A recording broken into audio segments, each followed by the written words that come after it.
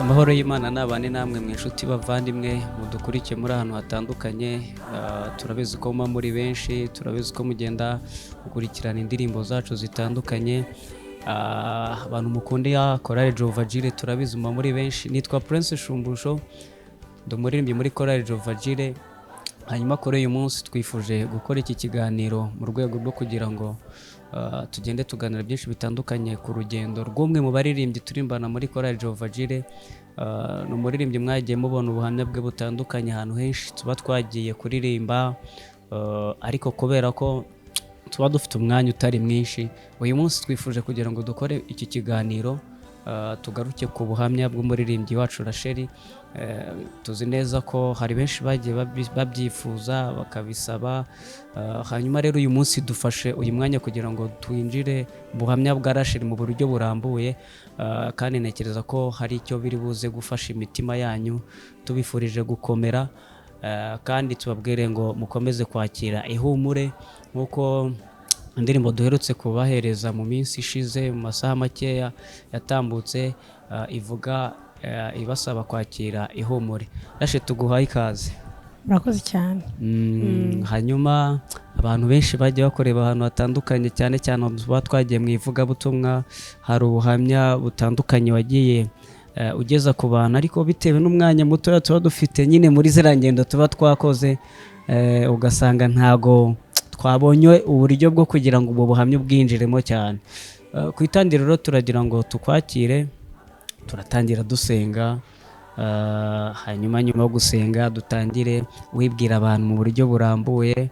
Ntekereza ko twahera kuri Rachel w'uyu munsi, ubundi tukabona kwinjiramo nyirizina, abantu bakumva ya Rachel duhereyeho, tukamanuka hasi, tugahera hasi hahandi nyine duhera hamwe h'ibutare, hamwe duhere.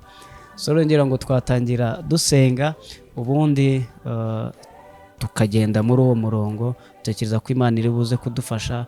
Icy'ingenzi ni ukugira ngo abantu b'Imana bakomeze bakire ihumure binyuze muri iki kiganiro. Usi ugira ngo sinanagoreza n'umwanya ugasenga. Kadusenga. Imana turagushimiye, turaguhimbaje, tugushimiye kuri Imana nziza, tugushimiye kuri umubyeyi mwiza, tugushimiye kuri inshuti nziza, tugushimiye ko banye natwe mu minsi yose tumaze ku isi, ukabana n'ubuzima bwacu, tukaba turi gutya turi bazima, uhabwa icyubahiro. Ngaho rero Mana turaguhamagara muri kino kiganiro, Mana ukubane natwe, kandi rwose ndabizi ko imirimo n'ibitangaza wankoreye hari benshi babyumva, imitima yabo ikongera igakomera, bakagira kumva bafite ihumure muri bo, kumva ko nta hantu Imana itakura umuro cyangwa yagira n'aho imugeza. Aya masaha reka Mana tukugireho umugisha, bana natwe muri kino kiganiro cyose, ukomeze kukiyobora mu izina rya Yesu, amen. Yes, Rachel, ngira ngo rero twatangira nyirizina tugaruka kuri Rachel w'uyu munsi. Rachel w'uyu munsi, mu buryo wumva ushobora kwibwira abantu badukurikiye Rachel w'uyu munsi niwo ndiho, hanyuma tuze kubona kwinjira kuri Rachel ahandi hashize, twongere duhere hasi tuzamuka, donc duse naho tugarutseho twahereye. Twagiye Rachel w'uyu munsi, uburyo ushobora kwibwira Rachel abantu barimo barakureba. Donc Rachel w'uyu munsi ni muntu ki? Murakoze. Nitwa Mushimiyimana Rachel, ndi umudamu, mfite umwana, mfite n'umugabo, dutuye hano mu mujyi wa Kigali, ariko iwacu ni mu majyepfo, Nyanza,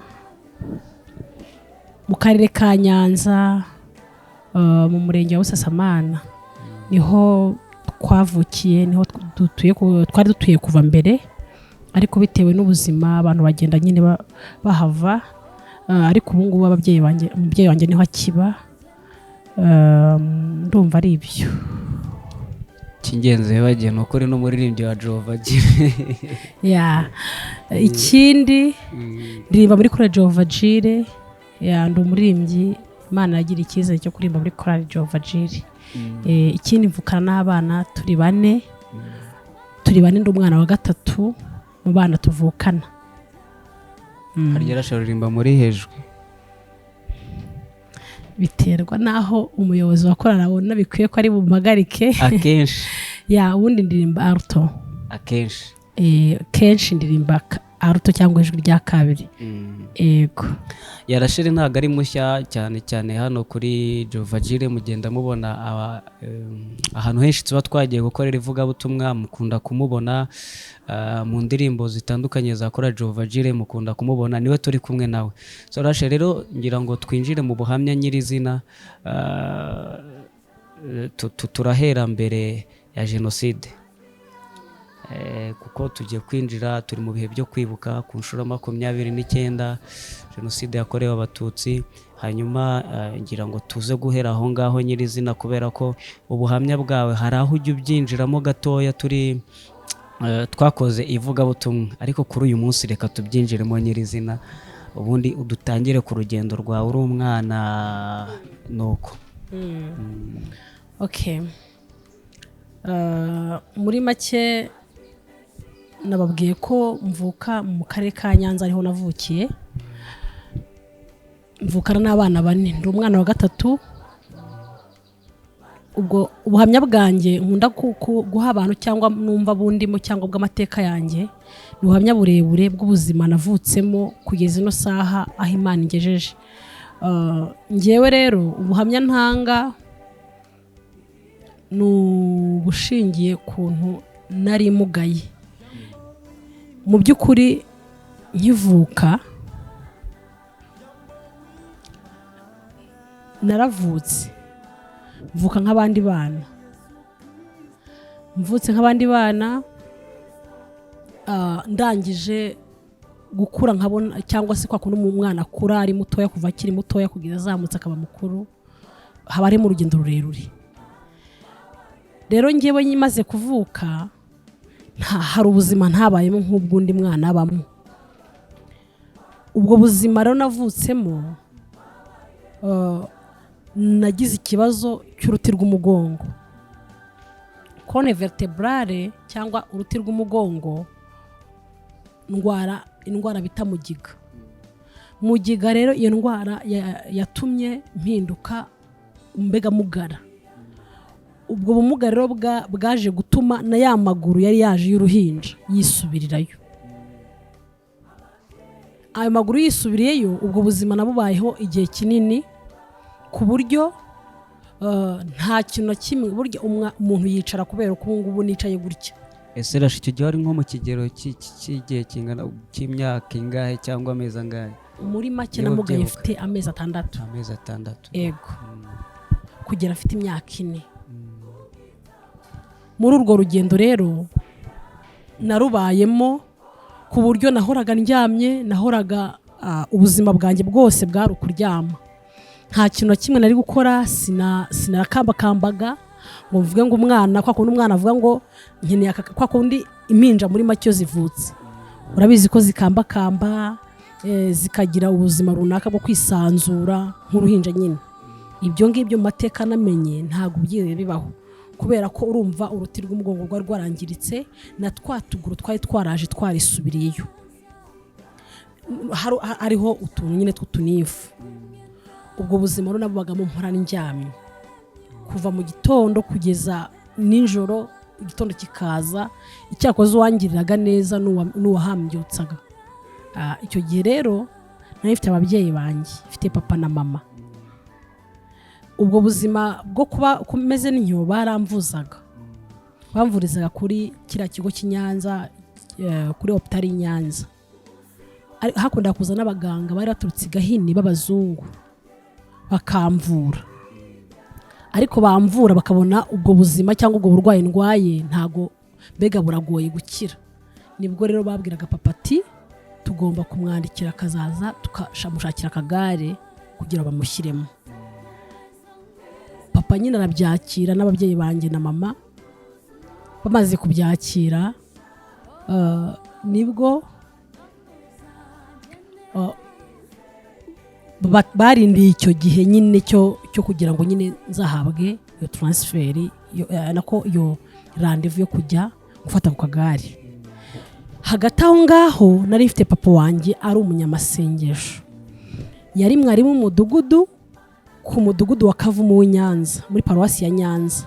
N'ubu ni ko hakitwa? Ni ko hakitwa. Ubwo abantu b'Inyanza iwacu ndanabaramukije, amahoro y'Imana ari muri mwebwe cyane n'abazi ubuhamya. N'abazi ubuhamya kuko hari n'abantu banzi meze n'ubu bagihari bakimbona n'aha ngaha Imana yangejeje. Baba n'abagabo bo kubivuga n'uwabibabaza bati se bira bintu kuko nibyo baranzi cyane. Harimo basengeye bagihari, harimo ba mama. Muri make ibingibi mvuga ni ibintu bifite mbega bifite gihamya. Ntago ariko ko umuntu avuga ubuhamya, hari igihe umuntu avuga ubuhamya abantu babweme ko nta n'umuntu ubizi wenda rimwe na rimwe, ariko ibingibi ni ibintu mvuga bizwi byabaye biba abantu bahari, nubwo hari n'abapfuye ariko hari n'abagihari bazi amateka yanjye. Muri Serashe wenda utaragera aho ngaho hamzehe ko yari na mwarimu w'umudugudu, watubwiye ko icyo gihe mu mezi 6 n'amaguru yaragiye, sibyo? Noneho nta nubwo byibuze hasigaye n'ikimenyetso urabona amaguru afatiye ku birenge, nta n'uturenge twagaragaraga. Reka mbaze gutyo wenda kuko hari abantu benshi barimo bashobora kwibaza icyo kintu, iyo fenomene kuyikurura bikabagora. Aho hantu se nawe uhavugeho uburyo nyine byari uburyo wasigaye umeze nyirizina. Yego. Murakoze. Gusa uburyo nakubwiye ni uko mu mezi 6 ngira ikibazo cy'uruti rw'umugongo, twaturenge ka kuguru kwari kwaje gusa nk'ukwisubiriyo kuritera, hasigara utuntu duto cyane. Bivuga ariko mbere y'amezi 6 wari ufite amaguru nk'abandi bose.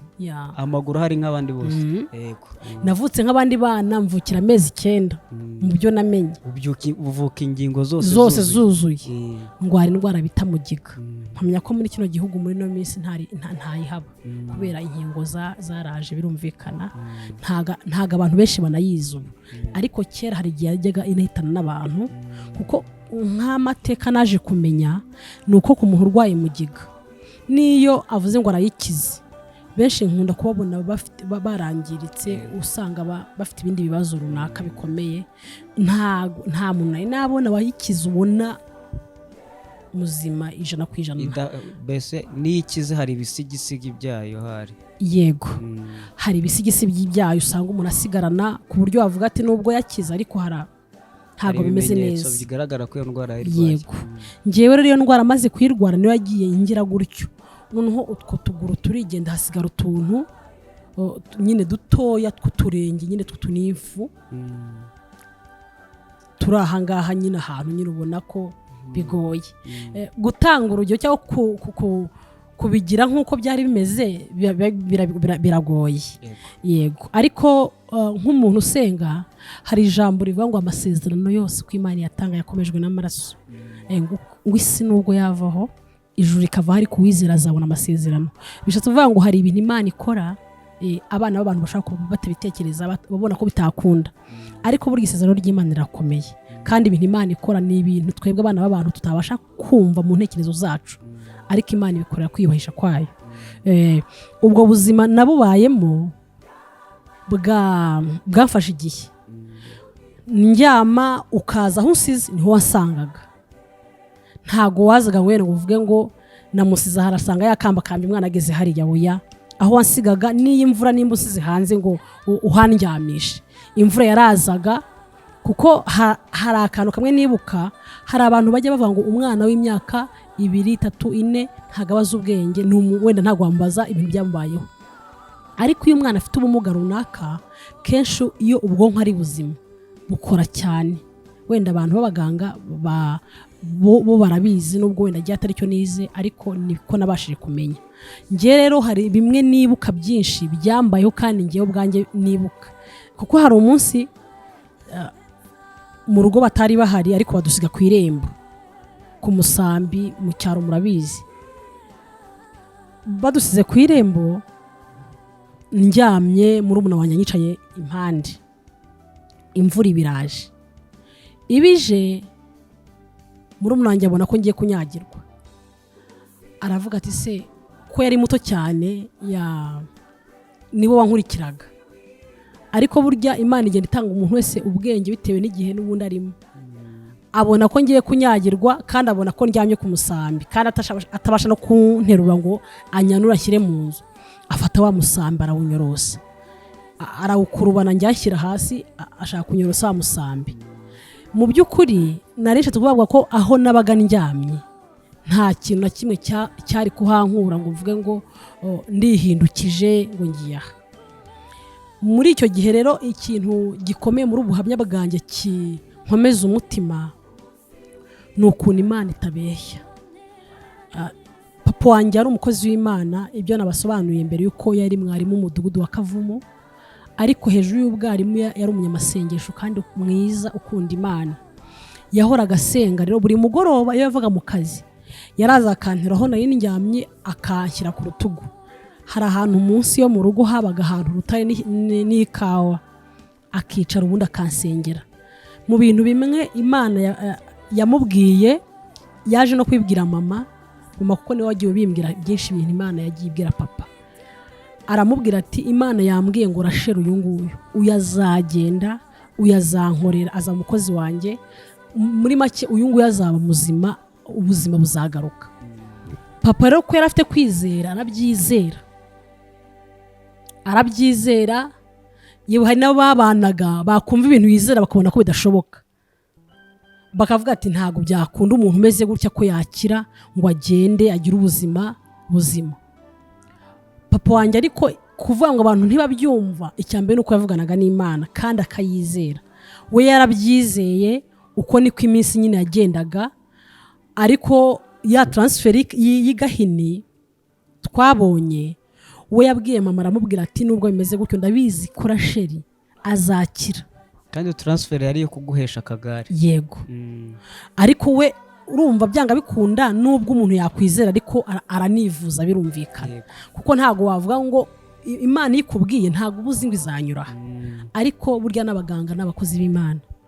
Ubwo nibwo nabaye muri ubwo buzima nivuza, ariko papa wakizera ko Imana byanga bikunda.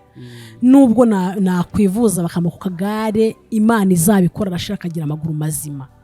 Nkaba umuntu ko yamubwiraga details zanjye cyangwa se uko nzaba ameze, ukuntu nzaba umukobwa muremure gutya nkamera, Imana ikayimusobanura. Kuko iyi Imana yacu iravuga kandi irakora.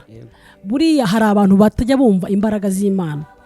Umuntu akavuga ati nibya indi by'abarokore, abantu bakabya, abantu bavuga ibintu bitabaho, gutese umuntu yabe. Ariko reka mbabwire, hejuru y'imbaraga z'ibyo utekereza Imana irabirenze. Imana ifite imbaraga zirenze yewe uko nibwira. Kutizera kwanye ntago byahagarika umugambi w'Imana.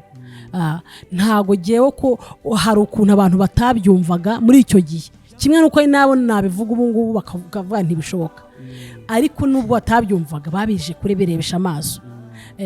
Papa kabyizera akavuga ati rwose nubwo kuko yari umuntu ugira kwizera kure, abantu benshi bajyaga bumva kwizera ko bakumva kora batangaje. None avuga ati kingiki cyo yizeye ni ikintu kigoye. Ikineza nuko abavukanyi banjye bariho, kuko nka mukuru wanjye niwe wampekaga, ngiye kumpeka mu mugongo byari ibintu bikomeye, yaba ari mama cyangwa mukuru wanjye. Kumpeka byasanga ngo ushyire mu mugongo ariko banazirike hasi, kuko burya babyita ngo nyine iyo uheka umwana kujisha, kugira ngo uzirike hasi byasaba nyine nibi byavuga kugira ngo ufate mu mugongo neza, kuko burya uheka neza umwana ufite amaguru. Burya umwana ufite amaguru akunda dushyira imbere utuguru ugashyiraho nyine impetso, ku buryo nyine ubona ko afashe mu mugongo. Njye rero barahekaga ariko bagahita bashyira ikintu gutya kugira bazirike hasi nkomere mu mugongo. Byari ibintu bikomeye byatumaga nyirumva ubuzima mpora niryamiye, nta musatsi nagiraga habe kubera burya ahantu hose uryamishije igihe kinini umusatsi wose uvaho. Ntago rero ubwo buzima nyine nabubagamo gutyo, ariko uwo musatsi wanjye nyine ntago wabagaho kubera guhora ndyamye. Byaje gufata iminsi papa yizeye, mama nawe arabyizera, nibwo byari bigiye kugera mu kwa kane muri 94. Papa wanjye Imana iza kumuhishurira yuko hagiye kuba ibintu bikomeye muri kino gihugu, benshi bagataha nawe ari mu bantu bazataha muri iyo minsi. Buriya Imana ishobora kukubwira ibintu bya nonaha ikakubwira n'iby'ejo n'ibizaza. We yarabyumvisha aravuga ati niba kuko ari Imana ibivuze ndabyakiriye yuko nanjye ngomba gutaha. Yarashe twari tugeze ahantu twagendaga tugaruka cyane cyane ku bihe papa wawe yabagamo byo gusenga, ndetse rimwe na rimwe akaba azi na ya makuru. Ubwo ni imvugo y'abantu cyane cyane bakunda gusenga bazi, ari naho wari uri kugaruka ko bamwe bashobora kwemera ko Imana ivuga cyangwa se ntivuga, ariko ubu twebwe turabagaho guhamya ko Imana ivuga kandi ibyivuze bikanasohora. Tugendeye kuri urwo rugero, papa we yarazi neza yuko yari afite amakuru yo gukira kwawe, yari afite amakuru y'ubuzima bugiye kubaho cyane cyane muri rusange. Nawe twari tugeze kugira ngo ugaruke kuri urwo rugendo nyirizina rwa papa wawe akiriho. Nibyo nari mbabwiye, papa wanjye yarasengaga Imana ikamuhishurira ko ngewe nzaba muzima nkuko nabisobanuraga. Imana nyuma iramubwira ati hagiye kubaho ibintu bitoroshye. Imana bimusobanurira byose, ariko nawe amenya yuko mu bazagenda nawe arimo. Ubwo ngubwo ariko buriya kwizera ni ikintu gitangaje. Njyewe ushobora kumbwira noneho ukamubwira ngo ejo nzapfa, nkumva umutima wanjye urahungabanye, muri make nkumva ko ari ibintu bingoye. Ariko iyo uri umukiranutsi mwiza cyangwa uri umuntu ubana n'Imana neza, gupfa k'umukiranutsi ni iby'agaciro mu maso y'Imana. Kwizera ni ikintu gihambaye, niyo mpamvu we yabyizera kumva ko nubwo bimeze gutyo, niba Imana ariyo ibona ko bikwiye ko nawe ataha, nta kabuza nyine bigomba kuba. Noneho araza abwira mama, aramubwira ati rero Imana yambwiye ibi n'ibi n'ibi, ariko uyu Rasheli nubwo naba ndiho uyu munsi, nubwo naba narapfuye, Imana yambwiye ko izamuhagurutsa. Ukomeze ubyizere, byanga byakunda azagenda.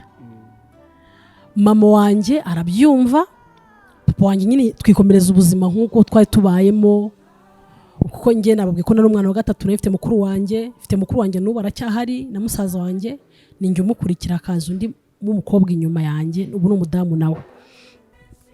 Turabyizera, mama bakabimubwira, papa kongera akabimubwira, akamubwira ati nubwo meze gutyo turimo dusenga Rasheli yazagenda. Ubwo rero haciye iminsi itari myinshi, Genocide birabaye. Ibaye njyewe papa wanjye yari ari mu kazi, twe turi mu rugo nk'ubuzima busanzwe.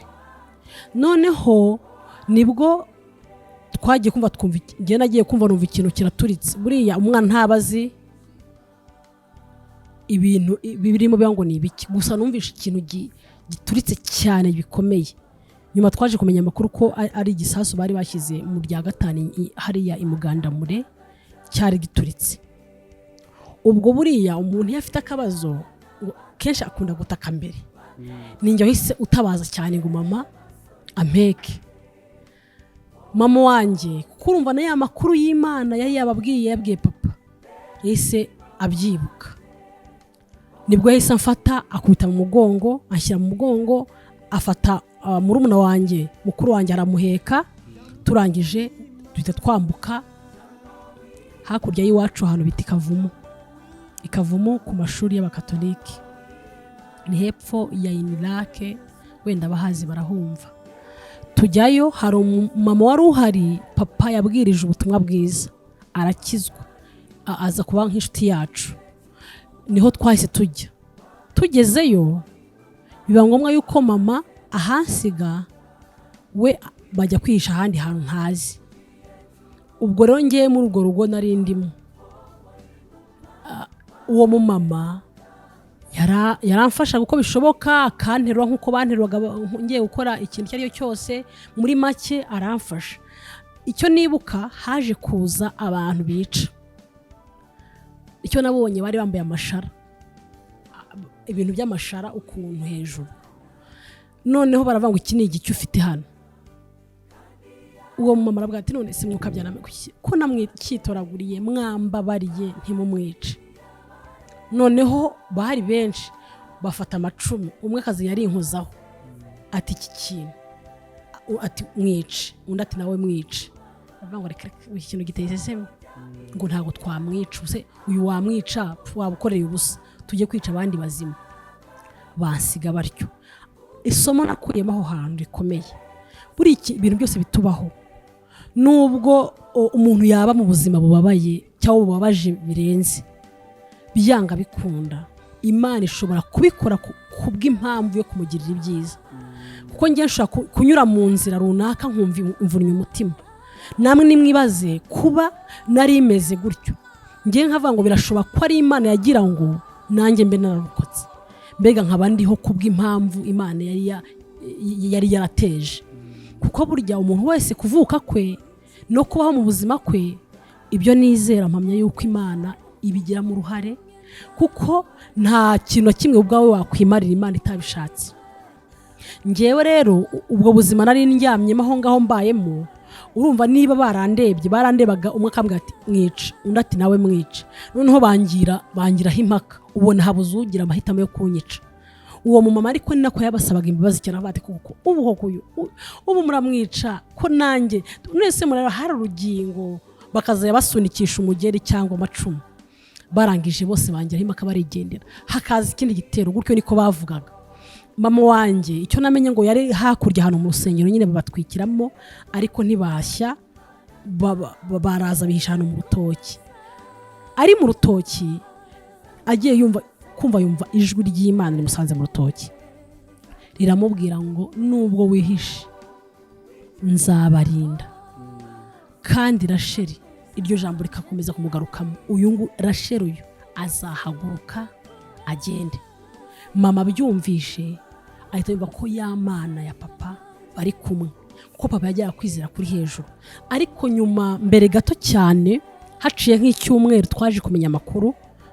Mbere icyumweru kitari cyavaho, papa wanjye yaje gushakisha aho turi, aratubona, atugeraho. Atugeze asanga aho hantu twari turi hari abantu benshi kuri uwo mama. Arababwira ati murabona ko ibintu byakomeye, none mwanyemera umuntu wese uri ahangaha akiyeza. Umuntu wese yaba ugiye gusigara tutazi n'ugiye gupfa, umuntu wese akiyeza nk'ugiye gutaha. Muri biriya minsi rero ntabwo ari kuvuga ngo ngiye nzabaho cyangwa nzapfa. Muri make wiyezaga nk'umuntu ugiye gutaha. Buriya abantu twese twihagararaho, kuko burya urupfu batari rwaza. Ariko burya umuntu akubwiye ngo mwisaha imwe ruraba rukugezeho, nta muntu wakunda kurimbuka, niko mbitekereza. Nubwo umuntu yakwidegembya mu bibi, ariko abazi ko hari n'ijuru, hariho n'ubugingo. Nibwo rero abantu biyezaga, bariyeza baritunganya. Arangije avuga ati ndagiye abwira mama, aramubwira ngo nubwo ngewe birashoboka ko uyu munsi waba ari uwanjye wa nyuma. Noneho wowe ukomeze wizere, iyi Mana yambwiye ko uyu Rasheli azagenda nta kabuza, kandi Imana izabarinda, niko yamubwiye. Nibwo rero mama, urumva hariya niyo umuntu yagusezeragaho nyine wariyekiraga ko nta yandi mahitamo yabaga ariho. Ubwo papa wanjye agiye tuza kumenya amakuru y'uko babafatiye hariya abantu bazi kwa Haji. Iyo ugarutse inyuma hari ahantu bita kwa Mpyisi, hafi aho ngaho niho babafatiye. Babafashe rero bafata n'abandi bantu benshi, biba ngombwa ko ariho babicira. Ariko mbere yo gupfa, papa wanjye bagiye kumwica hamwe n'abandi bantu,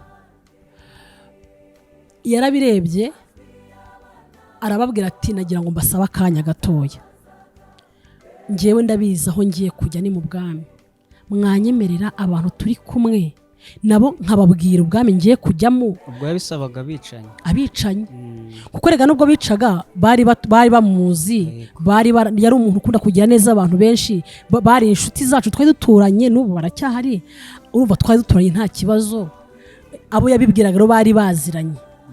Rero uwo mwanya muto wo kubwira abantu Imana barawumuhaye, arababwiriza. Urumva ntago ubwiriza uvuga ngo uyu ni wo mu idini ngiri, ngo uyu ni wo muri iri. Reka mbabwira, ijuru tujyamo ni rimwe, ubwami tujyamo ntago buzajyamo iri dini runaka. Umuntu wese wiyeza akiboneza umutima we azabona Imana. Nibwo rero yababwirizaga, arababwira. Uko ababwira barangije, bamwe baratsindwa, bumva ko byanga bikunda igihe cyabo cya nyuma ari icyo, bakwiye kwiyeza pe, barihana. Kuko ubwo buhamya twabuhawe n'umuntu wari muri abo ngabo muri icyo gitero cyabishe. Niwe wabitubwiraga ko yaje, kuko muri gacaca bigeze kuvuga, baravuga ngo ariko ngo mu bantu twishe umuntu w'Imana. Baramuvuga, bavuga kuntu nyine yabatse uwo mwanya, ibintu nk'ibyo. Amaze kubabwiriza barambikaho ibiganza, arabasengera, abwira babandi bicara bavuga ati ariko namwe nyuma y'ibi ngibi muzakizwe. Muzakizwe. Arangije ndabyibuka kuko nk'ubu mu rugo iwacu dufite Bibiliya papa yari arimo ababwiriza, arimo asoma, kuko irimo n'amaraso ye. Uko bamutemye niko na Bibiliya yari ayifite, ijyamo amaraso ye. Twaje kuyibona, hari ahantu twayisanze n'i Kigali, ubiri Butare. Turayifite mu rugo. Mama arayifite, ni Bibiliya nziza, yarayikoresheje nta kibazo. Ni Bibiliya n'umuntu wese yasoma, nuko nyine hari amapaje ataboneka kubera ko harimo amaraso ye. Muri make papa arataha n'izindi nshuti ze zose n'abandi bantu bari kumwe baragenda. Twe turasiga tubyumva hano twari turi twihishe, tubyumvishe muri cya gese. Ntago wavuga ngo wese wari kurira, nawe uzi neza yuko ntago baguzi ko uri shuwa yuko nejo nawe uzaramuka. Uyu wumvaga umugenzi wawe yapfuye, umubyeyi wawe nyine wari yakiraga, nta yandi mahitamo wari ufite. Mama wanjye rero tumaze kubyumva, nibwo ijwi ryongerera musanganamo ngo uva mu bwihisho, ngiye kubarinda. Kwizera ni ikintu abantu tudashyikira, ariko ni ikintu giteye ubwoba. Hari igihe umuntu yizera ibintu ku buryo n'umuntu yabona ko ari n'umusazi, kavuga ati subu arihishura, abantu bakica, ni ibintu byamuzamo gute? Mama wanjye ariko yumvira Imana, ava mu bwihisho. Mwari mukihishe muri ya nzu ya wa muntu papa yabasizemo, cyangwa mwari mwimutse mwagiye kwihisha ahandi hantu? Njyewe basize kwa wa mama, niwe wangumanye. Noneho mama ava ahantu yari yihishe mu rutoki, arangije adusanga hahandi igihe narindi, kuko yari ahetse murumuna wanjye, musaza wanjye tutazi ahari, na mukuru wanjye tutazi ahantu ari. Noneho mama avuye mu bwihisho asanga hahandi kwa wa mama. Noneho kuko urumva wa mama yajyaga avuga ngo yaranyitoraguriye, ba bantu bica badusanga, basanga noneho ndi kumwe na mama. Nko kandi urebye mama ukareba nanjye turasa cyane. Aravuga ati wa mama we wambeshye, ntiwambwiye ko uyu mwana wamutoraguye, kandi uyu se si nyina? Ati noneho heka iki ngiki, niko banyitaga muri icyo gihe, heka iki usiga uwo muzima tujye kumwica, mwe muturongere mugende mushaka iyo mujya, ntago tubica. Mama aba arampetse, ashyira mu mugongo. Ashyize mu mugongo, murumuna wanjye nyine baramusigarana. Bamusigaranye, baha wa mama warumpishe, baramubwira ngo bari wo muheka tugende tujye kumwica. Bamugejeje ku cyobo bagiye kwiciramo, bicagamo abandi bana, wa mama aratakamba, aravuga ati mumbabarire, basa kujya mwica uno mwana, ngiye ni munyice, aho kugira ngo apfe giye mureba. Arangije aravuga ati noneho wowe nyine, bitewe nuko urumva babaga bari benshi, harimo n'abari bamuzi. Barangije aravuga ati ngo gero cyo kukijugunya, ariko ntitwongere kukibona ugihetse. Ubwo urumva ni murumuna wanjye yarahetse. Arangije nibwo yahise amushyira mu mugongo, aramuzana. Ngiye urumva mama amaze kumpeka, yahise anjyana tujya hahoze ari iwacu, niko nabyita, kuko urumva bari bahasenye, hasigaye agakoni konyine, nk'uko agakoni tuba ariko tujyamo. Mama wanjye tugumamo, wa mama tugiye kubona tubona yamuhetse nk'ugiye jyanye umwana kwa muganga, amuzana kugira ngo amutuzanire. Abaramutuzaniye nawe wumva tuhise tuhinduka abana babiri, tuba turabura abandi babiri tutazi aho bari. Haciye iminsi nabo tugiye kubona tubona abaraje baje, ariko urumva ngewe ubwo bwa buzima bwanjye bwari bukiri gutyo, kandi intambara irimo rwose yayindi iteye ubwoba. Ariko mama Imana ikamubwira ngo mwebwe ntimwongere kwihisha, ngiye kubarinda. Noneho mama we arabyizera, aguma mu nzu, tuguma mu nzu. Haciye iminsi haza abantu bicana, umuyobozi we barababwira ngo, aratubwira, abwira mama, aravuga ngo mwebwe mugiye kurya, tubarinde tubagote, tuzabica muhazi, tubonye kuntu umututsi nyine apfa hazi. Baraturinda, babwira abantu bica, barababwira ngo nimuramuka mukoze kuri umuryango kwa Edouard, umuntu wese uri bubice turabonana, mubihorere. Bahise baturinda, bakora koroteje yo kuturinda. Bamaze kuturinda, muri iyo minsi rero nibwo Imana igiye gukora igitangaza. Bivuga ngo bari kurinda wowe na mama wawe na murumuna wawe, nabo tuvukana bose. Nabo baje kuza nyuma? Yego, baje kuza. Noneho baraturinda, ariko Imana iza muri mama, arababwira ngo ariko ngo hari n'igihe Imana itabamo. Uwo mugabo ni wabyivugiye ngo niko yamusubije. Aravuga ngo hari igihe Imana itabamo, kuko buriya kwizera ni ikintu cy'umurengera ntabasha gusobanura ubwanjye, ariko mama we yizeraga ko ibintu Imana yamubwiye igomba kubikora. Arangije arabyizera, nibwo bakomeje aho ngo bagumaho. Hari umupasiteri umwe Imana mu minsi ishize yarapfuye, yitwa Karangwa, yatugiriye ibyiza nta kwibagirwa. Niwe watugemuriraga buri kintu cyose akivanye nyine adutunga. Noneho aradutunga muri icyo gihe. Noneho muri iyo minsi Imana, mama wanjye yaje kugira ikintu cyo gusenga, abwira Imana ati, Imana, Rasheli unsigiye kureba nta simuheka, ntagenda, ntahindukira, biragoranye kuba namwifasha. Urareba n'uwamufashaga yigendeye, none ubu ngubu uragira ngo mbeho. Niba kuko warabwiye se ukavuga ngo Rasheli azagenda, niba ari wowe wabimubwiye wabikoze, ko nanjye nzagushima. Mama wanjye atitiriza Imana, arasenga. Buriya hari igihe usanga nk'umuntu arimo asenga ukagira ngo ni umusazi, bitewe n'uko ibyo arimo asengera ntabwo ubizi, kandi burya Imana, bureka mbabwiye, gusenga ni ugutitiriza Imana no kuyiguma imbere kweri. Kuko burya niba Imana ikubwiye ikintu, ntabwo wakwidamara ngo uvuge ngo cya kintu ngo urakizeye ngo kigiye kuba. Oya, iyo uri imbere y'Imana, uko aho yabikubwira ukahaguma, ukagomeza umutima wo kubana n'Imana, nta kabuza Imana isoza amasezerano. Mama rero yarabyizeye, arangije arasenga, aravuga ngo Mana, wavuganye n'umugaragu wawe, uramubwira ngo uyu Rasheli azagenda, umubwira ukuntu uzamugira neza, none aratashye, niba koko ari we wabivuze bikore. Agiye kumva yumvije aravuga ngo ndirahiye, ibyo navuganye n'umugaragu wanjye ndabisohoje. Yamubwiye uwo mwanya, ndabisohoje. Mama atangira gushima nta cyabaye, atangira kuzenguruka inzu, aravuga ati, Rasheli Imana iramukijije, anza aho nari ndyamye. Arambwira ati, Rasheli uzi ko ukize? Uragiye. Urumva yari afite umunezero mwinshi, n'umunezero wo kumva n'ibintu byamurenze muri make, yumva ko Imana ibyo yavuganye na Rasheli na papa kuri Rasheli bisohoje. Arangije mama arakomeza, arambwira ati, shima uragiye, shima uragiye. Uko abimya ngo shima uragiye, njyewe urumva nayo nkiryamye, ariko buriya mu maso y'umwuka yandebaga ngenda. Akavuga ngo shima uragiye, nibwo agiye kumva yumva ngo ijwi riramubwiye ngo nampereze umuseke. Umuseke abantu benshi barawuzi mu Rwanda, hari aho yari iri mu minsi ishize, wenda hari naho ikiri. Umuseke ni uduti bahinga mu gishanga, bubakisha amaparafo, kijya kumera nk'urubingo. Mbese ni nk'akabingo gato gato gato gato gato gato cyane. Ariko babikoresha parafo ku bantu bo mu cyaro, niho twakunda gukoresha amaparafo y'imiseke. Ubwo nimba bivuga abantu bavukiye mu cyaro barabyumva. Umuseke rero niwo Imana yambwiye ngo afata umuseke. Wari ubatse idari ryo mu rugo, urumva ko barayisenye bisandara aho ngaho.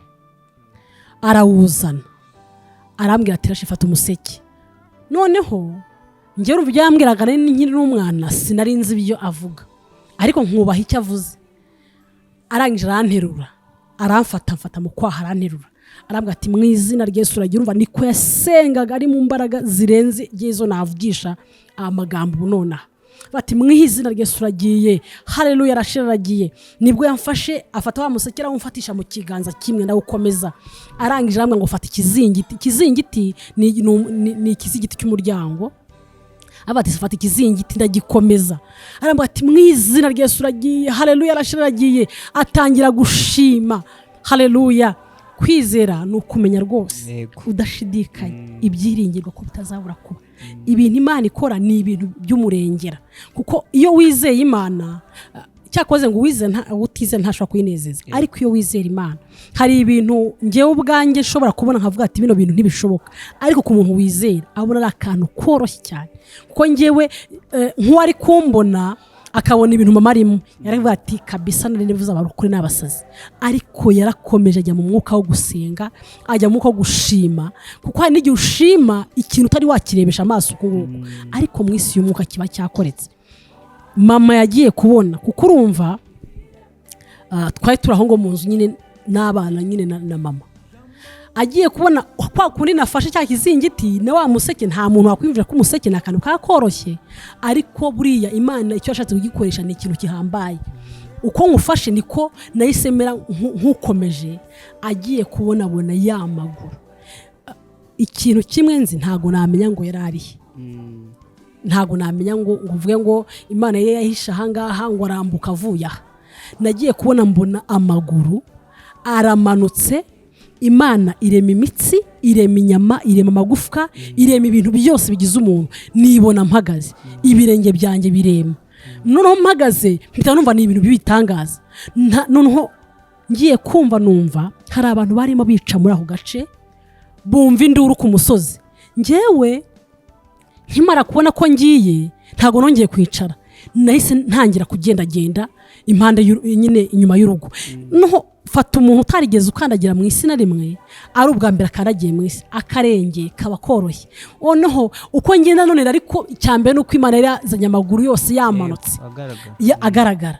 Ndangije ubwo ngubwo abaramanutse, amanutse ntangira kuzenguruka, ndazenguruka. Noneho abantu babarambuye ati, noneho bibuka kuntu papa wanjye yahoraga babwira ngo rashera azagenda.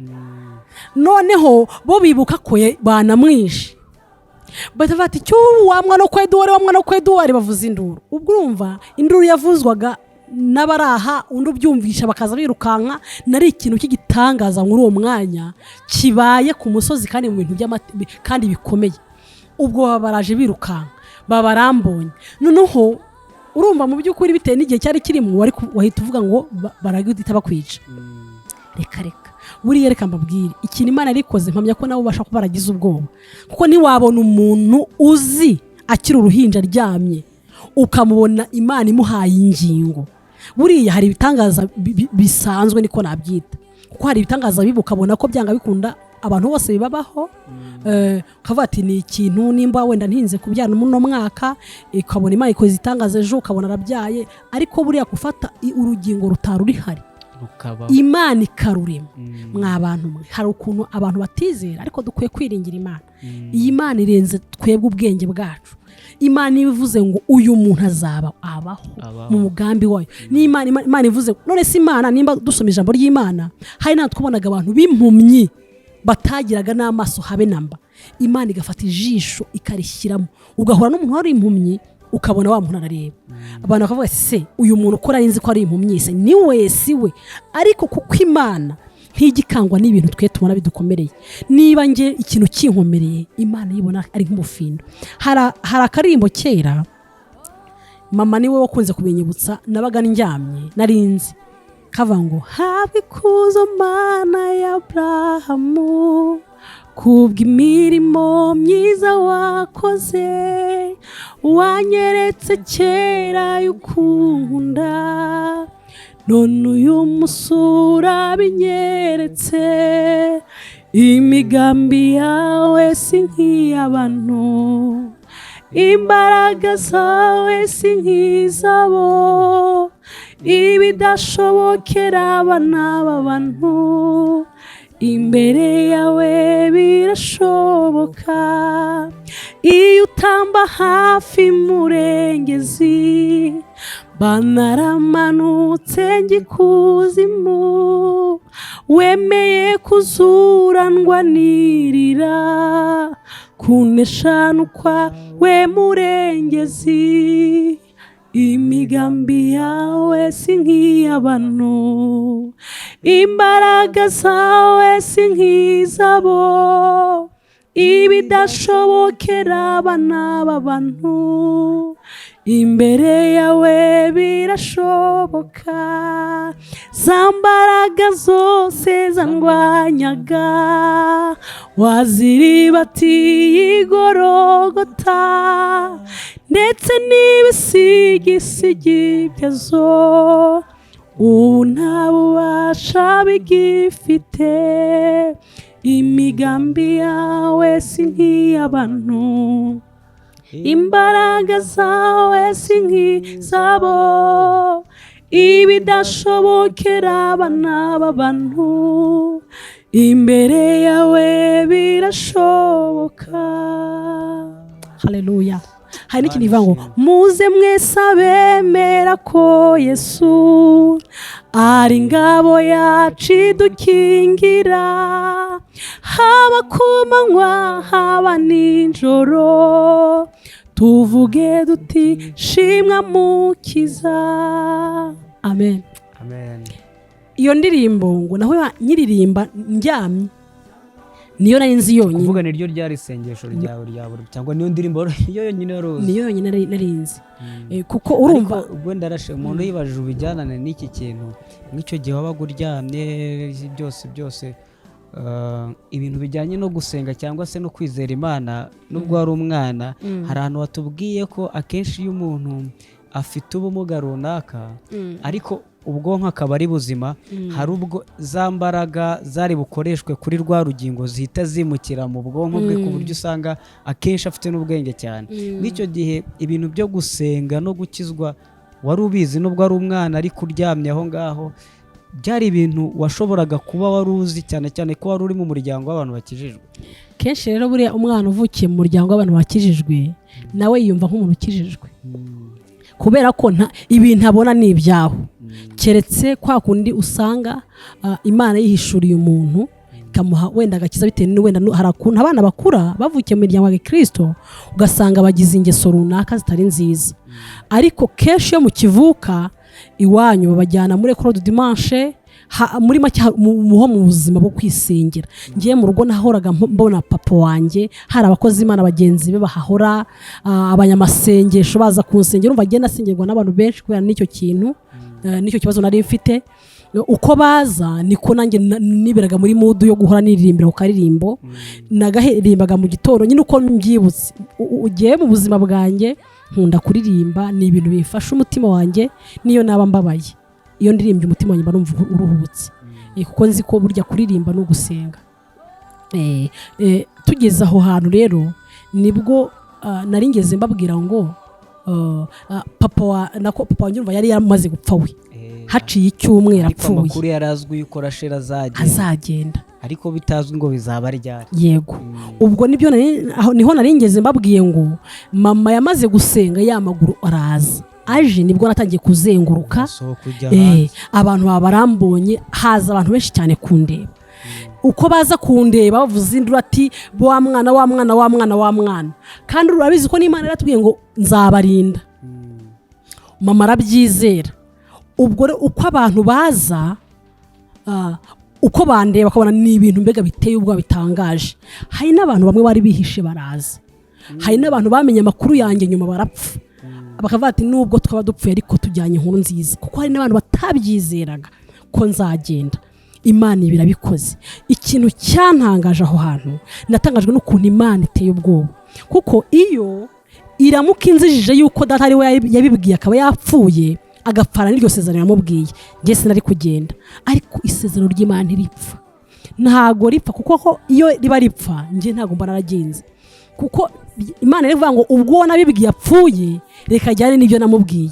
Haleluya. Ariko hahirwa uwizera ko ibyo wabwiye n'umwami Imana bizasohora. Ntago Imana igeze ikangwa n'ibyo bintu biriho ngo ibona ati ibintu birakomeye reka mbe mwihoreye bigende gutya na gutya. Imana ahubwo hari abo yahaye kwihana kubera icyo kintu Imana inkoreye. Kuko papa wanjye yajyaga abibwira abantu akavuga ati nyamara uyurashe azakorera Imana, uyurashe azagenda b'umukobwa mwiza agende gutya Imana akabivuga, ariko abantu akavuga ati bya bindi nyine by'abakore bakabya. Ariko mpamya ko abantu tuziranye cyangwa abantu tubana mu buzima bwa buri munsi y'abakorari yanjye n'umuryango, ndi umuntu Imana yahaye nabangwa imbaraga zo kuba nanahagarara n'igihe kinini gishoboka, kuko nta rugingo nta n'akantu na kamwe wavuga ngo uyu nguyu yararwaye aha ngo uvuge wenda ngo ndebe mu nzira cyangwa ndebe mu bandi bantu uvuge ngo uyu muntu, kuko Imana ishobora byose. Imana irakiza ikanasibanganya n'akamenyetso, kuko iyaba hari ukuntu umuntu akira ugasanga hari ukuntu nubwo yakize runo rugingo ariko ugasanga mu bwonko ntibimeze neza, ugasanga muri make hari ukuntu akira ugasanga ya nkovu abantu bose baravuga ati nyamara nubwo yemeze gutya hano hantu hari hafite ikindi kibazo nubwo yakize kubera ya nkovu babona. Rero Imana ibikoze, kuko urumva kambabwire ni ibintu bitumvikana, ariko mu kwizera umuntu iyo afite kwizera yumva byose, agomba kumva ibintu Imana imubwira akavuga ati ibintu Imana imbwira byanga bikunda n'ubwo bikomeye izabikora. Ngiye nagiye kubona ubwo buzima mbwibonyemo, mbona Imana impaye izo ngingo ntari mfite, mbona ndahagaze ndi umuntu muremure rwose, ni mu ndandi umudamu muremure bishoboka. Imana yagiriye neza. Bajya kubona muri korari hano wenda ntibiri bushoboke ko bakubona uburebure bwose, ariko muri korari muramubona Rachel aruta benshi muri korari uburebure cyane rwose. Ni ibintu Imana yikoreye, kuko buriya hari igihe abantu twese turi abantu, hari ukuntu Imana ikiza umuntu wenda akavuga ati wenda akaba mugufi birumvikana, akavuga ati ariko nubwo yamukijije n'ubundi ni hahandi ameze gutya. Ariko mpamya ko nta muntu n'umwe wambona ngo amenye ikintu na kimwe ubwayo keretse ubwayo kimwibwira akacyumva mu bantu bakivuga. Ni ibintu Imana yakoze biteye ubwoba. Aha hantu iyo mpageze mbwira umuntu wese, kuko hari abantu barimo batwumva bafite ibintu mbega bibagoye umutima birenze. Hari ukuntu uba uri ikimuga se, cyangwa se uri umuntu ufite urugingo runaka udafite, cyangwa se rwamugaye kubw'impamvu runaka nyinshi, cyangwa se ufite uburwayi burebure wumva ko bidashoboka, cyangwa se ikibazo kindi runaka ufite wumva ko Imana itakibasha. Ariko namwe nimwibaza Imana ishobora gufata umuntu utagira urugingo ikarumuha, niki kintu yananirwa? Nta muntu wamenya uko Imana ibigenza. Hari umurimbyi njya numvuga ngo hari ukuntu bigenza bikemera, kuko Imana ibigenza ni ku bwayo, ntago tuzi uko ibikora, si tuzi uko ibigenza, yarangiza ikabikora gusa ngo umuntu yamugize umuntu. Nanjye ubu ndi umuntu, ndi umubyeyi, mfite urugo, mfite umugabo, mfite abana, nta kibazo Imana yangiriye ibyiza. Kubera iki? Nuko Imana itajya ibeshya.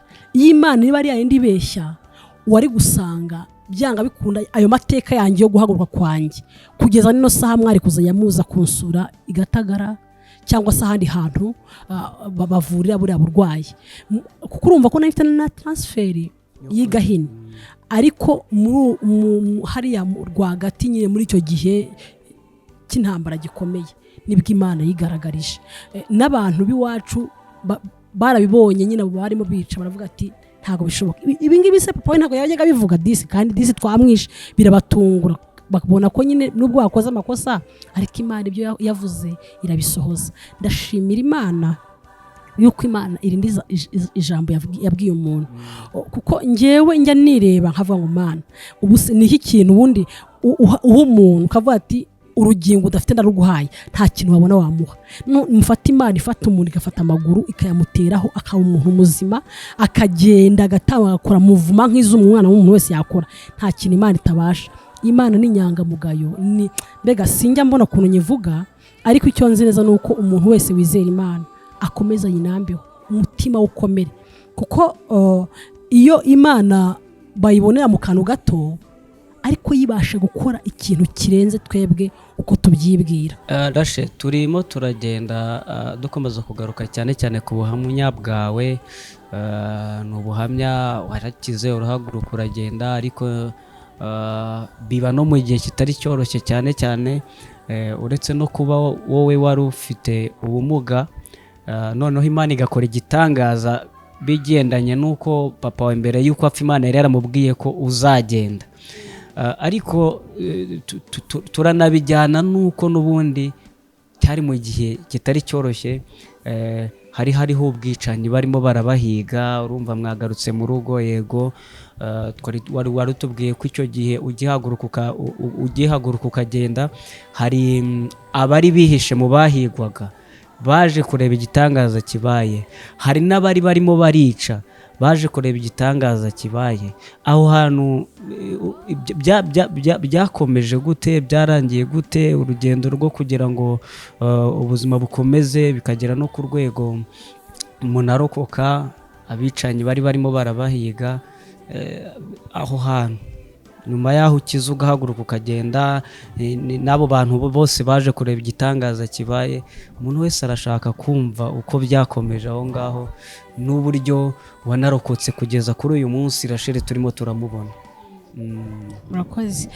Muri uwo mwanya nyine nkirimo nkitambagira abantu baza kundeba, urumva nari mbabwiye ngo interahamwe barimo biyica muri make, baje urumva bamwe barambonye bagahamagara abandi bakavuza induru, noneho abo ngabo bihishuye baje kundeba. Mu by'ukuri hari abahise bataha nyuma yabyo, hari abahise bicwa nyuma.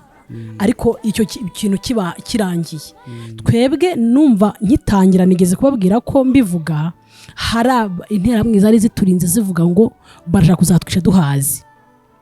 Twebwe urumva rero byonyine no kuntu nari imeze muri uwo mwanya, bari bakiraho nyine n'ubundi nta muntu ari kudukoraho ko n'ubundi ngo bari bakiturinze.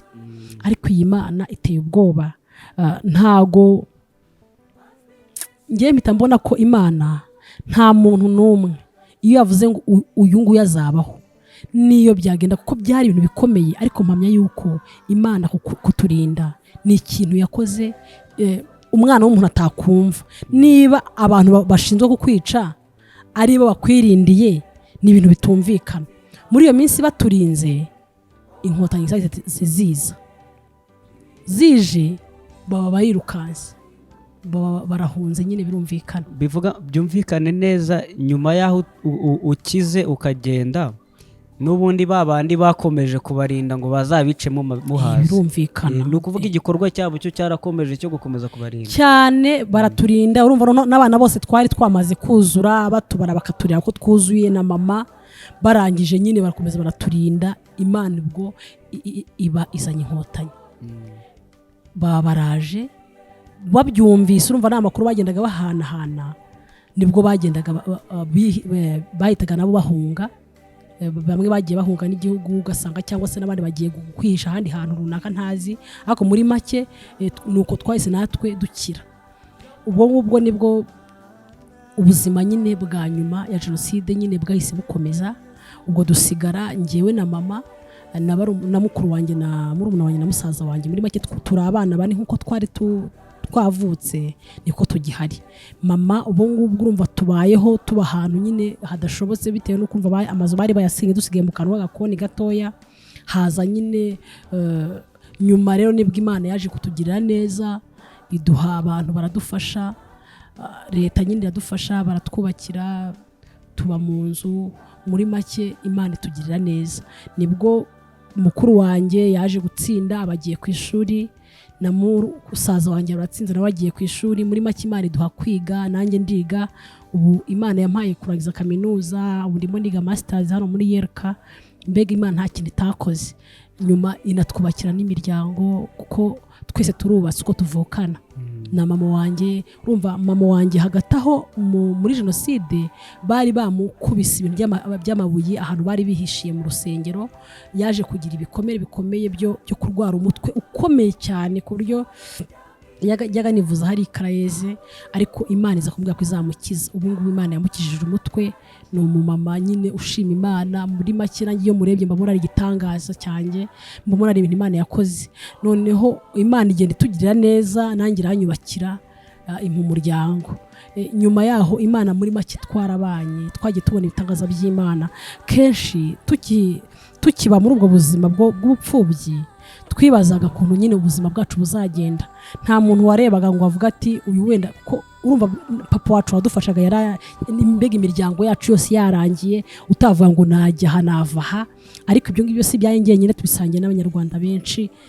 Ariko ikintu nzi nuko Imana yatugarutseho iduha ihumure ry'ubuzima. Ntago genda najyaga mbona ko ngenda kwiga bishoboka cyangwa umuntu abone ko hari ikintu kimwe yakwimarira, ariko nshimira Imana yuko ishobora byose.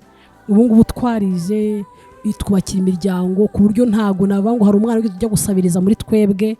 Yatugiriye neza muri make, duha kwiga tubona natwe ubuzima ko bwemeye burashoboka.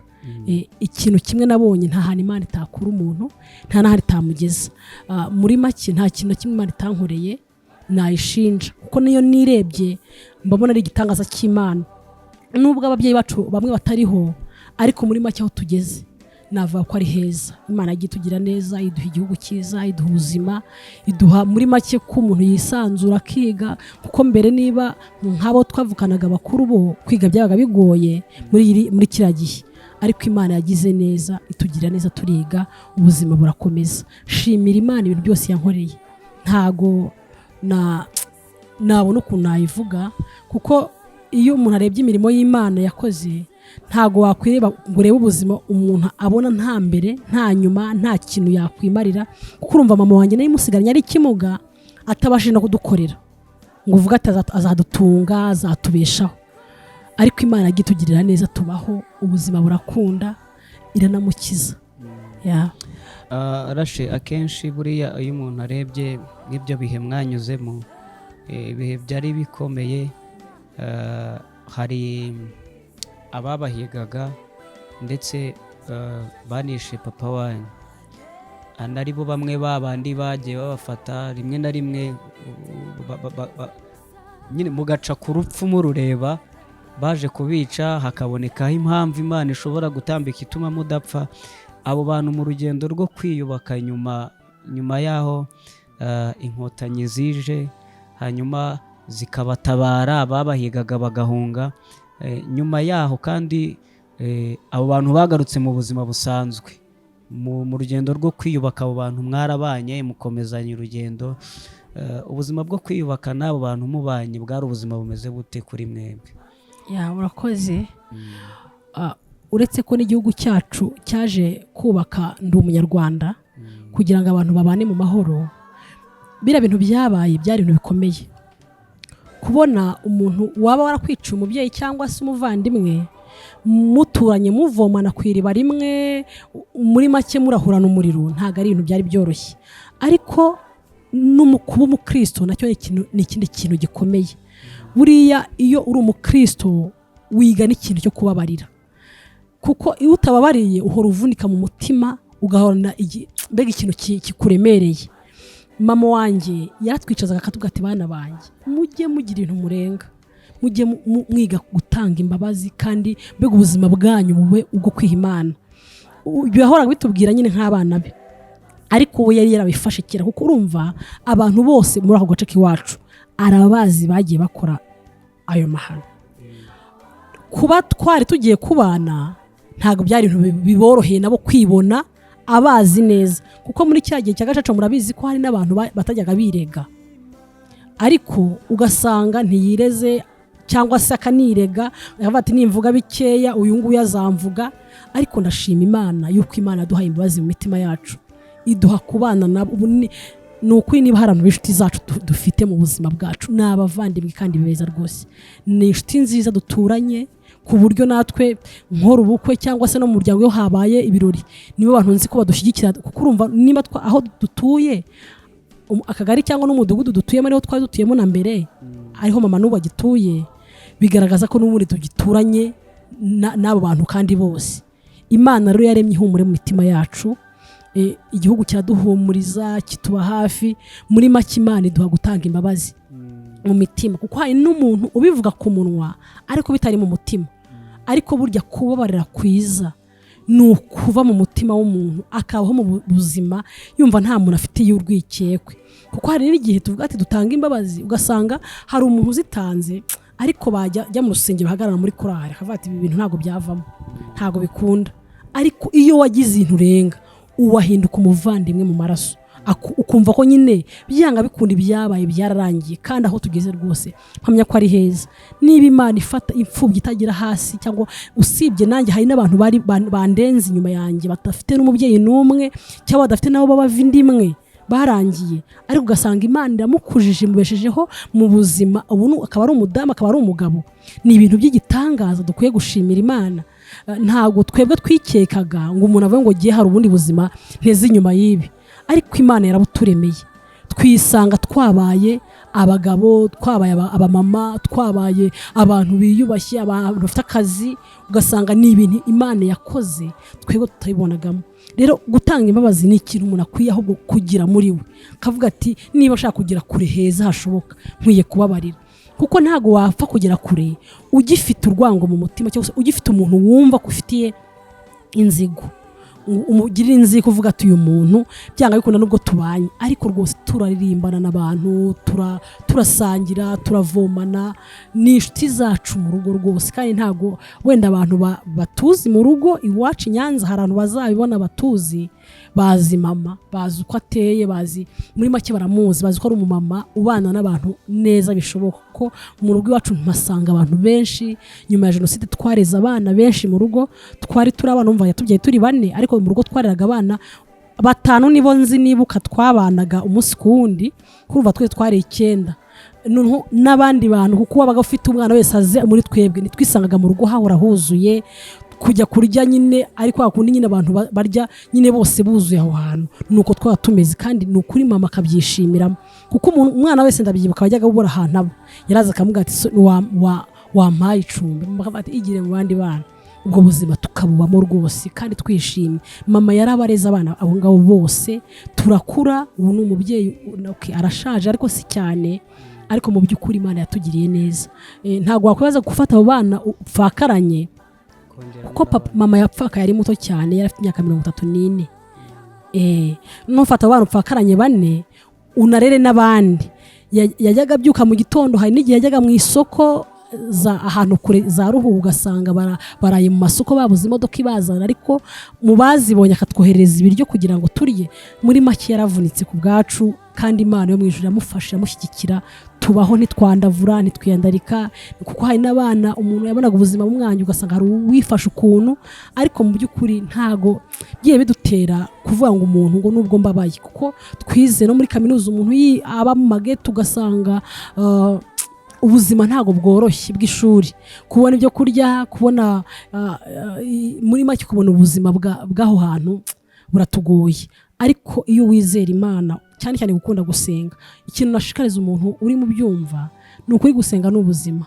Ni ikintu abantu batajya bumva cyane bamwe, ariko icyo kintu cyo gusenga wari ugikomoje, ariko numvaga ari cyo kintu numva nifuza ko duhita tugarukaho nyirizina, ubijyane mu yinjyana numva nashakaga nifuzaga ko bijyana muri uru rugendo rwo kwiyubaka, muri urugendo rwo gukomera, muri urugendo rwo kwakira ihumure. Uri umuririmbyi, uri umukristo urakijijwe, uri umwana wakuriye mu muryango ukijijwe. Hari n'abandi nyuma ya Genocide bagiye bakizwa, urumva, bakagendera mu murongo wo gukizwa. Ese gukizwa no gusenga no kugendera mu murongo w'Imana hari icyo bifasha umuntu mu gukomera byihuse no kwakira ihumure byihuse iyo umuntu ari mu buzima bwo gusenga?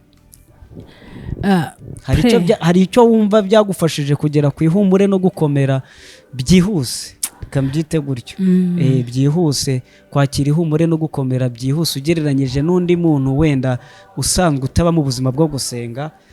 Twagiye tuba mu mateka atandukanye, abanyarwanda benshi twagiye tunyura mu buzima busa naho ari bumwe butandukanye, ariko ku muntu usenga hari icyo byagufashije mu kwakira ihumure no gukomera cyane no gutanga n'izo mbabazi twari turimo turavuga cyane. Nagize amahirwe yo kugira mu musenga cyane. Ubwo buzima yabagamo bwo gusenga, buryo umwana wese umutoza icyo ufite. yadutoje gusenga. Uko namubonaga mu buzima bwe yabuhinduye ubwo gusenga, mwigiraho. Kuko mama yaratubwiraga ati mwabana mujye mukunda gusenga kandi mugire imbabazi. Ubwo buzima rero nanjye Imana nisanze yangiriye neza. Gusenga ni ikintu gikomeye iyo ugize amahirwe ukabyiyumvisha cyangwa ukabyakira. Kuko buriya ngiye nshobora kuguhumuriza akavuga ati pre ubuzima ubayemo rwose gutya na gutya, ihangane, Imana gutya na gutya, narangiza nkigendera. Ariko iyo usenga Imana ihumuriza umutima wawe byimbitse, na hahandi njye ntabashije kubona. Kuko ngiye ubwanjye hari ibyo mbona ariko nkabona iby'inyuma bitewe n'ibyo ndeba. Ariko burya umutima w'umuntu ni ikintu kigari. Hari n'abantu umuntu ukomereka mu mutima cyane ntanabigaragaza inyuma, ariko burya Imana yo iragenda igacukumba na hahantu yanguni yihishemo umubabaro ngiyewe ntareba. Cyangwa ibyo uri kuvuga ni wowe Rachel byanabayeho bikugendekera gutyo binyuze mu ubwo buryo bwo gusenga cyane rwose. Kuko nakunze kwibanira n'Imana mu kubyiruka kwanjye, na ahantu hose nakunze kuba mu bantu b'Imana, nkakunda kwibera muri korali, nkakunda kwibera mu buzima bwo gusenga. Numvaga nimba naniga nige nsenga, niba ndi mu kazi ni nkakora ariko nsenga. Kuko ibintu byose ibyo byagiye bifasha ubwo buzima, kuko mpamya ko gusenga hari ahantu bikuvana, hari n'ahandi ahantu bikujyana. Cyane cyane nk'urubyiruko, iyo uramuka udasenga ni ukuri ubuzima burakugora. Kuko usanga kenshi abana bishora mu biyobyabwenge, ko hari igihe umubabaro ukwana mwinshi, noneho wagira intimba ikomeye ukumva nta kindi cyabikumara usibye kwihemukira ukigirira nabi. Ariko nukureka mbabwira, mureke kwigirira nabi, ahubwo nimusanga Imana. Kuko iyi Mana iyo uyegereye ifite ukuntu iguhumuriza, ikajya ikomora igikomere n'undi uwo ari wese atabona. Kuko hari igihe uba udafite umubyeyi, udafite n'uwuhamagara, udafite imbere n'inyuma, nk'abana basigaye abadafite hepfo na ruguru. Nagira ngo mbabwire ngo gusenga nibwo buzima bwonyine bwaguhumuriza, ukamara igihe wumva umunezero mu mutima. Kuko iyo udasenga kenshi utwarwa n'ayandi majwi agukurura, kaguhamagarira ibindi bintu kandi bikwangiza, biguhemukira. Ugasanga ubwawe wowe ubayeho Satani akugirira nabi agukoresheje. Ugasanga unyweye ibintu, wiyahuye mu bindi bitewe n'uko ubona nta yandi mahitamo ufite.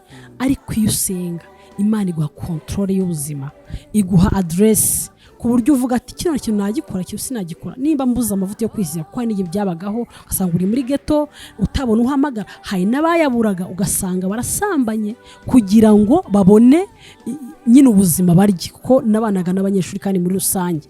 Ariko nkibaza, hari n'abana bazaga nk'abase ko ndeba bimeze gutya, urabona ibi ngibi ariyo gisubizo ufite, ugasanga nawe ntabonye icyo asubiza. Ariko kenshi nakunda no kubahamagara nkavuga ati nyamara nubwo wawe ufite umubabaro umeze ute, iyi Mana niyo yonyine yaguhumuriza. Nkababwira gusa kuko ngewe icyo naguhaga n'icyo nabwo afite, ko muri ngewe Imana yarampumurije birakunda, biremera. Nanjye ubwanjye numva umutima wanjye uri strong ku rwego mbana n'umuntu wese numva nta rwikekwe ko mbufiteho. Nakwicara n'umuntu mu ishuri sinibaze ngo uyu muntu ya, ahubwo nkumva umutima wanjye ufite umunezero yuko Imana iri hafi yanjye. Ibyo ntabonye nonaha ntafite uno munsi, nkabanze kweje Imana izabimpa. Kuko ntago umubabaro naba ndimo nonaha ari byo byatera Imana kutangirira ibyiza integanyaho. Iyi Imana igupangaho ibyiza nubwo utabibona, ariko nubwo wabubaye nonaha ejo haba hari ukwishima. Rero iyo uri umuntu ukunda kubana n'Imana no gusenga, ntago ugira pressure y'ubuzima, ntago ugira pressure y'ubuzima. Rachel, turimo turagenda tugana ku musozo w'uyu mwanya twafashe kugaruka ku rugendo rwa Rachel, kandi ntekereza ko ibi hari abantu bikomeje, hari abantu babonaga ejo hazaza habo nyine hafunze. Umuntu akaba yabuze ihumure, akaba yabuze gukomera, cyane ko turi mu bihe byo kwibuka. Hanyuma hari ubutumwa ushobora gusigira abantu, hari ubutumwa bw'ihumure ushobora gusigira abantu b'ingeri zitandukanye, mu buryo butandukanye, bijyanye n'ibihe turimo, bijyanye n'ubuzima bwa buri munsi abantu bagenda babamo, bijyanye no kongera kwibutsa abantu kongera gukomera ndetse no kwiyubaka. Hari ubutumwa ushobora gusigira abantu, by'umwihariko nk'umuririmbyi wa Genocide? Urakoze.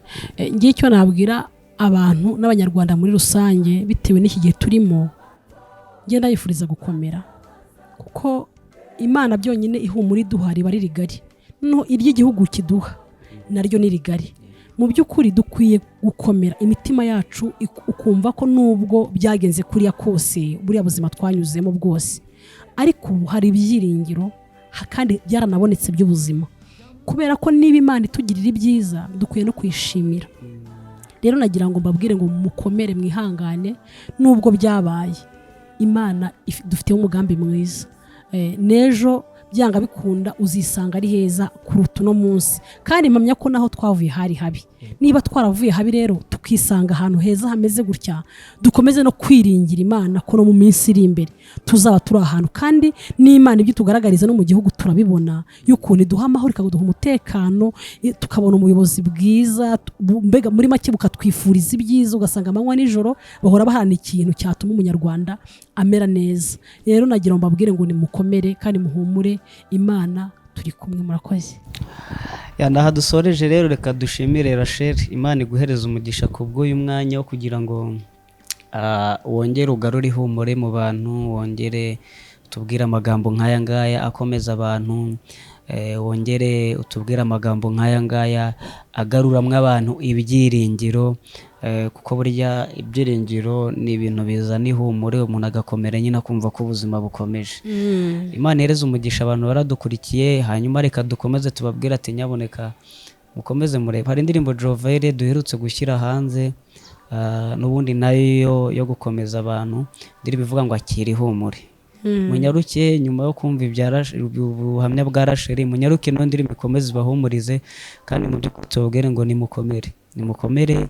aho tugeze ni heza kandi naho tugana ni heza ariko nk'uko Rachel yabibabwiye mwongere mwumve ko dukwiriye kugenda mu murongo mwiza urubyiruko birashoboka ko nta babyeyi wasigaranye wasigaye wenyine ariko ntabwo icyemezo ari ukugendera mu ngeso zishyira ubuzima bwawe mu kaga uku gusenga uku gukizwa kugendera mu nzira Imana ishaka ni kimwe mu murongo mwiza cyangwa se ni kimwe mu muti dushobora kukurangira ushobora kugufasha mu kurenga ubuzima urimo bwo gutekereza bwo kwiheba bwo kumva uri wenyine bwo kumva waratawe cyangwa se bimeze ukundi kuntu gusenga byagufasha kandi byakugira umumaro naha dusoreje Imana ibahereza umugisha nitwa Prince Shumbusho twari turi kumwe na Rachel twese turabaririmbye muri korali Jovagire kandi ntekereza ko iki kiganiro hari icyo kiri buze kubafasha ndetse no kubakomeza Imana ibagirire neza dushimire abaririmbyi bose tubana muri korali Jovagire batubaniye neza twese kandi nabo bari mu bantu bagufashije gukomera cyane rwose iyo umuntu ageze mu rusengero nyine abonamo n'umuryango wabuze akabonekamo bakuru bawe barumuna bawe basaza bawe nk'ubu Rachel rwose nakarayambwiraga ngo ndi petit frère cyangwa ndi grand frère kimwe muri ibyo so Imana ibahereze umugisha kandi Imana ibagirire neza dushimire abavandimwe twabanye bo kuri Agape TV ndetse na Himbaza TV kuko iki kiganiro hose mushobora kuzakihasanga Imana ibagire neza kandi ikomeze kubashyigikira muri byose.